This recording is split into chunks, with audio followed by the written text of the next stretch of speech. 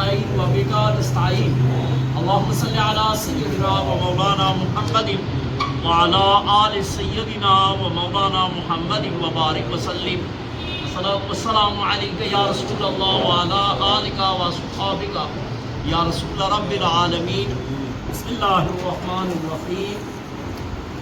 وَإِنْ اور اگر تم ہو تم علی سفر میں، اگر تم سفر میں ہو، وَلَمْ تَجِدُوا اور نہ پاؤ کاتباً لکھنے والا،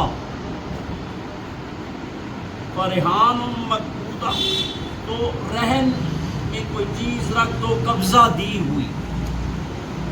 فَإِن پس اگر امنا اطمینان ہو جائے، بعضکم تمہارے بعض کو یعنی قرض دینے والے کو، بعضاً بعض پر یعنی مقروض پر، فَلْيُوَدِّ اس لوٹائے، فَلْيُوَدِّ الَّذِي وہ آدمی الَّذِي اؤْتُمِنَ جس کو امین بنایا گیا ہے یعنی مقروض، امانتہ اس کی امانت یعنی قرض خواہ کی امانت لوٹا دے.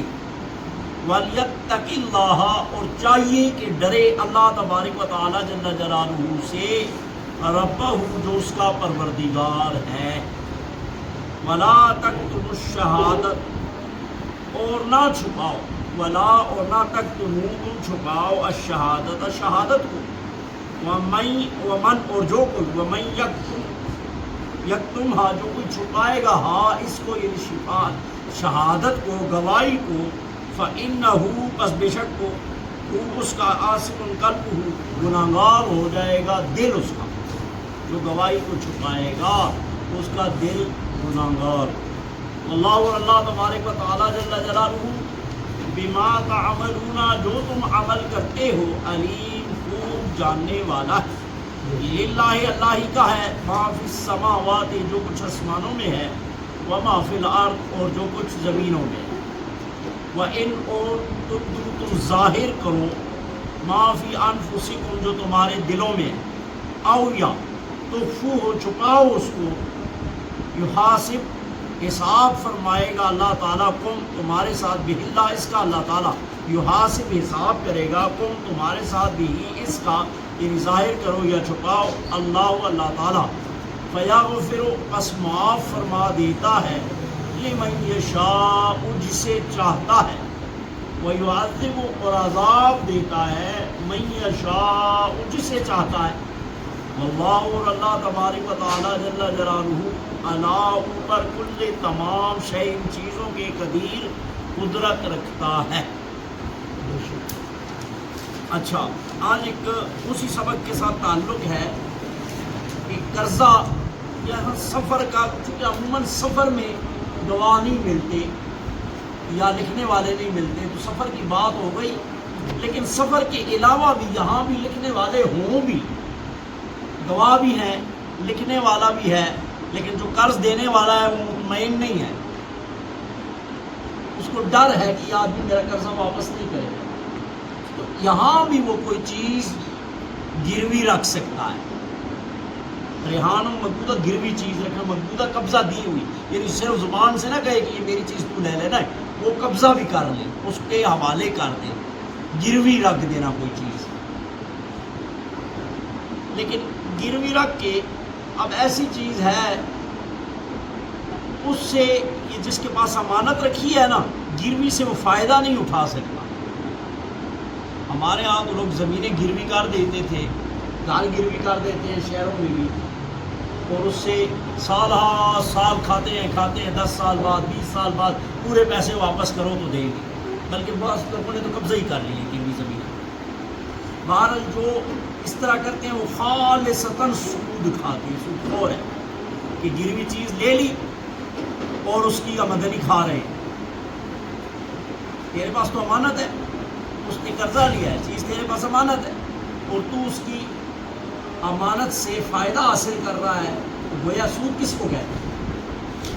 یہ گروی جو چیز ہوتی ہے یہ سود ہے. البتہ کچھ ایسی چیزیں ہوتی ہیں، مثال کے طور پر کسی نے گائے بھینس کسی کے پاس گروی رکھ دی، وہ اس کو دودھ وغیرہ کھا سکتا ہے. کیوں کھا سکتا ہے؟ اس لیے کہ اس بھینس کو بھی روز چارہ ڈالنا پڑے گا نا، چارے کے بدلے میں کھا سکتا ہے، قرضے کے بدلے میں نہیں. بھینس کی خدمت کرے گا تو بدلے میں اگر دودھ کھا لے. لیکن یہ جو گروی لوگ رکھتے ہیں اور لوگ فائدے حاصل کرتے ہیں، زمینیں عموماً پہلے، آج کل تو نہیں، پہلے بہت لوگ گروی رکھتے تھے، قرض پیسے نہیں ہوتے تھے، اس کے پاس زمین گروی رکھ دی، پھر زمین لے لی، اس نے قرضہ لے لیا. اگر یہ دینے جوگا ہوتا تو زمین کیوں گروی کرتا؟ تو دو دو تین تین نسلوں سے گروی ان لوگوں نے قبضہ کر لی. بہت ساری زمینیں آپ بھی گاؤں میں بھی ہیں جو لوگوں نے قبضہ کی ہوئی گروی کے حساب سے. تو بہر حال یہ سود ہے، اور جنہوں نے قبضہ کر لیا وہ تو حرام، سود کے ساتھ ساتھ حرام خور ہے، پرائی زمین قبضہ کی ہوئی. سمجھ آ گئی بات کی؟ اب آگے اللہ جل جلالہ فرماتا ہے کہ اگر قرض دینے والے کو اطمینان ہے، چاہے سفر میں ہو چاہے حضر میں ہو، اطمینان ہے کہ مجھے دے دے گا، تو چاہیے پھر مقروض کو بھی، اگر اس کو اطمینان ہے اور وہ تمہیں دل سے دے رہا ہے، خوشی سے دے رہا ہے کہ لو اپنا کام چلاؤ، تمہاری ضرورت ہے پوری کر لو، تو مقروض کو بھی چاہیے کہ اس کی امانت کو صحیح طریقے سے صحیح ٹائم پہ لوٹائے. ہمارے یہاں بدقسمتی سے یہ ہوتا ہے کہ کسی کو قرضہ دے دو تو بس اس کے ساتھ دشمنی شروع، پیسے کون واپس دیتا ہے؟ بس تعلقات ختم کرنے ہیں تو کسی دوست کو رشتہ دار کو قرضہ دے. بدقسمتی سے ہونا ایسے نہیں چاہیے. ہونا تو یہ چاہیے تھا کہ جس نے قرضہ دیا ہے ٹائم پہ کوشش کرو واپس کرو، نہیں ہے تو اس کی منت نہ کر کے مزید میعاد لے لو، پھر جب ہو جائے تو دے دو اور اس کا احسان مانو، اس کا شکریہ ادا کرو. لیکن ایسا ہوتا نہیں ہے، بلکہ ساری عمر کے لیے تعلقات ہی لوگ ختم کر دیں کیونکہ دیتے نہیں ہیں پیسے. اللہ رب العالمین ڈرو اللہ تعالیٰ سے. ربہ، جو رب ہے پروردگار وہ ہے، قرضے مرضے اور لوگوں کے پیسوں سے پالنا نہیں ہے. ربہ وہ پالنے والا ہے جس کے پیسے ہیں. دیکھو پہلے بھی میں نے شروع میں اس مضمون کی شروع میں عرض کیا تھا کہ جو بھی قرضہ لینا اور اسی وقت نیت کر لے، یا اللہ تو کرم فرما، جیسے ہی پیسے آئیں گے میں دوں گا، ارادہ کر لے، اللہ رب العالمین اسباب پیدا کر دے. اور جو لوگ پہلے دن ہی دل میں چور ہوتے ہیں نا، کس نے دینے تھے کس لینے، پھر اللہ اس کو توفیق بھی دے. یہ یاد اللہ جلالہ فرماتا ہے گواہیوں کو نہ چھپاؤ، اور جو چھپائے گا اس کا دل گناہگار ہو، یعنی ظاہر و باطن گناہگار ہو. اللہ جل جلالہ تم جو کرتے ہو اس کو خوب جانتا ہے. اگلی آیت مبارکہ میں اللہ جل جلالہ فرماتا ہے ہر چیز جو کچھ بھی آسمانوں میں ہے، جو کچھ بھی زمینوں میں ہے، اللہ کی ہے. للہ، اللہ ہی کے لیے، ما فی السماوات و ما فی الارض، جو کچھ آسمانوں میں ہے، جو کچھ زمینوں میں ہے، ہر چیز کا مالک حقیقی، خالق حقیقی اللہ ہے. تم اگر دے رہے ہو تھوڑے بہت پیسے کسی کو، صدقہ خیرات پیچھے بات ہوئی، زکوٰۃ کی بات ہوئی، یہاں قرضے کی بات ہوئی، تو تم بھی غرور تکبر میں نہ ہو، اور لینے والا بھی غفران نعمت نہ کرے، دوسرے کے پیسے ہڑپ نہ کرے. خالق کائنات کی طرف رجوع کرو جو زمین و آسمان کا مالک، ہر خزانے کا مالک. آگے اللہ جل جلالہ ارشاد فرماتا ہے جو تم ظاہر کرتے ہو نا، اللہ اس کو بھی جانتا ہے، جو تم دلوں میں چھپاتے ہو دلوں کے بھیدوں کو بھی جانتا ہے. ہر چیز دل کے راز کو بھی جانتا ہے. ظاہر اگر تم غلط کرتے ہو اس کو بھی جانتا ہے، صحیح کرتے ہو اس کو بھی جانتا ہے. خفیہ باطن میں جو صحیح کرتے ہو، تمہارے ارادے نیتیں اچھی ہیں وہ بھی جانتا ہے، بری ہیں وہ بھی جانتا ہے. آگے اللہ جل جلالہ ارشاد فرماتا ہے ہر چیز کا اللہ تعالیٰ حساب ہے. یہ نہیں ہے کہ بس جو ہماری مرضی ہے کر. یاد رکھو اللہ تعالیٰ ایک ذرے برابر بھی تم نے نیکی کی ہے نا.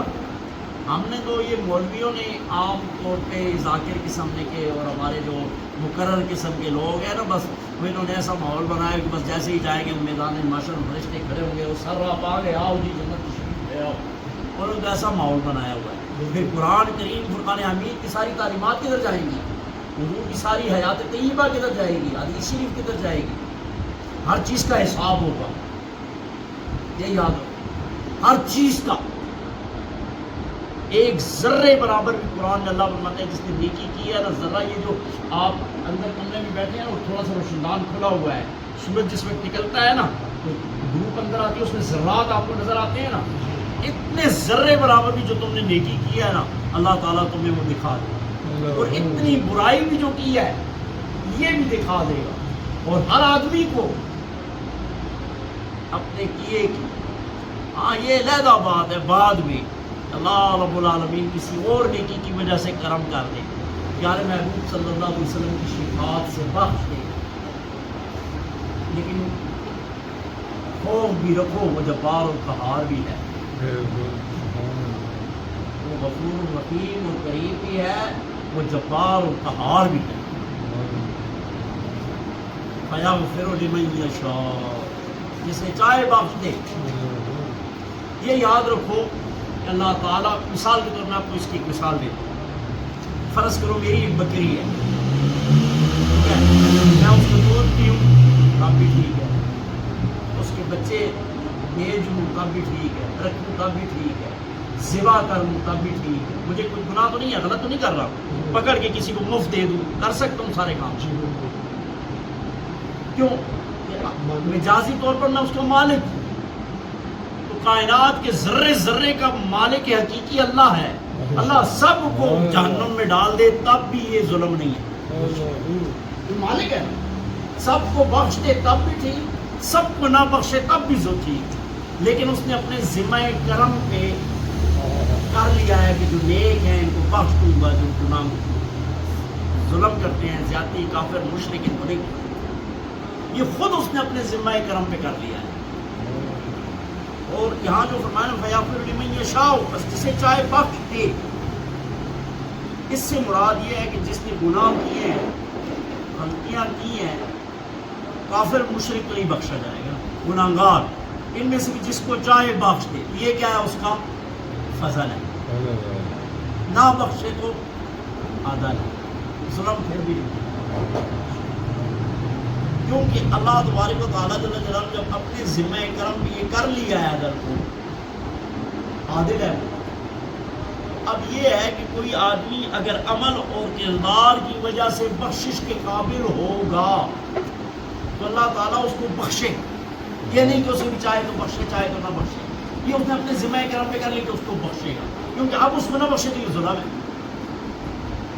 اور جو گناہگار ہے اس کو چاہے تو بخش دے تو اس کا فضل، نہ بخشے کا عدل۔ اور جو گناہگار ہیں وہ یعذب من یشاء، جو گناہگار ہیں ان کو بخش دے تو فضل، نہ بخشے تو عدل۔ بخش دے، اب آپ ایک مزدور کو دیہڑی لگاتے ہیں، سارا دن وہ مزدوری کرتا ہے، جب کام ختم کر لیا اس نے 1000 روپیہ دیہڑی دینی تھی، آپ اس کو 1000 روپیہ دیتے ہیں، یہ عدل ہے۔ اور اگر 800 دیتے ہیں تو پھر کیا؟ یہ ظلم ہے، اللہ ظلم سے کھا۔ اور اگر 1000 کی بجائے 1200 دیتے ہیں تو یہ کیا ہے؟ یہ فضل، مہربانی، صدقہ خیرات، یہ اچھا عمل ہے۔ اللہ جل جلالہ بھی عمل سے کسی کو جتنا عمل ہے اس سے کم جزا نہیں دے گا، اور سزا میں جس کے ساتھ چاہے فضل کا معاملہ فرما دے، جس کے ساتھ چاہے عدل کا معاملہ۔ پھر دیکھو سمجھ کو ایک بات، وَإِنْ، اور اگر تم ہو تم علی سفر، اوپر سفر کی مسافر ہو، وَلَمْ، اور نہ تجدو تم پاؤ، خاطباً لکھنے والا، فرحان مقبوضہ، وہ گروی رکھ دو قبضہ کی ہوئی چیز، یعنی ایسی چیز اور مقروض کے قبضے قرضہ کے قبضے میں ہو، مقروض اس کو دے دے۔ فَإِنْ آمِنَ، بس اگر اطمینان ہو جائے بعضکم، تمہارے بعض کو، یعنی قرض دینے والے کو، بعضاً بعض پر، یعنی مقروض پر، فَلْيُؤَدِّ الَّذِي، تو چاہیے کہ لوٹا دے وہ الَّذِي اؤْتُمِنَ، جس کو امین بنایا گیا ہے، امانتہ، اس کی امانت یعنی قرضہ کی، وَلْيَتَّقِ اللَّهَ، بس چاہیے کہ اللہ تبارک و تعالیٰ جل جلالہ سے ڈرے، ربہ، جو سب کا پروردگار ہے، وَلَا تَكْتُمُوا الشَّهَادَةَ، اور نہ چھپاؤ گواہی کو، وَمَن يَكْتُمْهَا، اور جو کوئی اس گواہی کو چھپائے گا، فَإِنَّهُ آثِمٌ قَلْبُهُ، بے شک اس کا دل جو ہے وہ گناہگار۔ اللہ، اور اللہ تبارک و تعالیٰ جل جلالہ بما تعملون، جو تم عمل کرتے ہو، علیم، خوب جاننے والا۔ للہ اللہ ہی کا ہے ما فی السماوات جو کچھ آسمانوں میں ہے، وما فی الارض اور جو کچھ زمینوں میں ہے، وَإِنْ اور اگر تم ظاہر کرو ما جو کچھ فی انفسکم تمہارے دلوں میں ہے، او تخفوہ یا اس کو تم چھپاؤ، یحاسبکم حساب فرمائے گا تمہارے ساتھ ہی اس کا اللہ تعالیٰ، فیغفر پس معاف فرما دے گا لمن یشاء جسے چاہے گا، ویعذب اور عذاب دے گا من یشاء جسے چاہے گا، واللہ اللہ تعالیٰ علی کل شیء قدیر ہر چیز پر قدرت کاملہ۔ سیدنا مولانا محمد وعلی آل سیدنا مولانا محمد یا اللہ غلطی کوتاہی لرزش کو آپ قرآن کریم پڑھنے سمجھنے عمل کی توفیق عطا فرما، یا اللہ سارے بزرگاں کی مغفرت فرما، یا اللہ سارے عاجزاں کے گناہ معاف فرما، یا اللہ سوائے اپنی ذات میں کسی نہ محتاج نہ، یا اللہ وطن عزیز پاکستان کو عزت کے نال نوازا ہے، یا اللہ اور اس لیے اس کا جزا